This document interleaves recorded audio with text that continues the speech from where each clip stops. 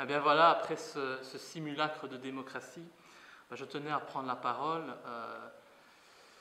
par caméra interposée pour pouvoir au moins terminer mon intervention, puisqu'une fois de plus, l'entièreté de mes droits parlementaires ont été bafoués par le président de cette assemblée antidémocratique. C'est un manque de respect total vis-à-vis des droits d'un parlementaire, mais ce qui est plus grave, c'est un manque de respect de l'ensemble de cette assemblée à l'égard d'une famille qui aujourd'hui est victime d'une injustice, et je pense qu'il est du devoir des parlementaires belges d'intervenir et de faire tout leur possible pour justement régler cette difficulté. Alors, pour répondre à Madame Laruelle, moi je dirais que je suis troublé et étonné par sa réponse, car elle est totalement incohérente.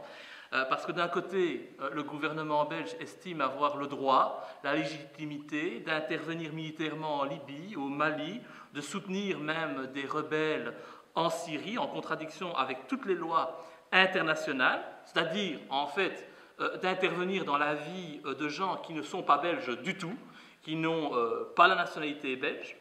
Par contre, le gouvernement reconnaît ne pas pouvoir agir pour un homme reconnu belge par la justice, papa et mari de 2 courtrésiennes. Et donc je me dis finalement, dans ce pays, il vaut mieux être, dans la logique du gouvernement, totalement étranger qu'à moitié belge.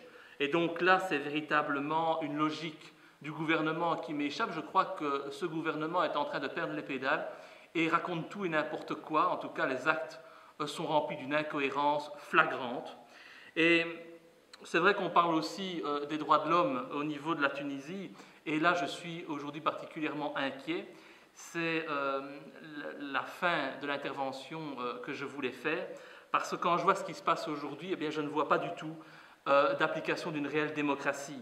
Il y a des arrestations arbitraires, l'augmentation de l'intégrisme islamiste, des détentions basées sur l'appartenance des individus à telle ou telle famille, le recul des droits de la femme, la confiscation de propriétés privées sans le moindre procès judiciaire, l'assassinat des opposants politiques, comme on a connu avec Chokri Belaïd. Si c'est ça, la nouvelle Tunisie libre, il y a quoi se poser de graves questions. Et si tel est le cas, en tout cas, je ne vois pas en quoi cette Tunisie-là est mieux que celle que nous connaissions sous Ben Ali. Et donc je regrette bien entendu que le gouvernement belge refuse d'intervenir dans ce dossier qui concerne des ressortissants belges.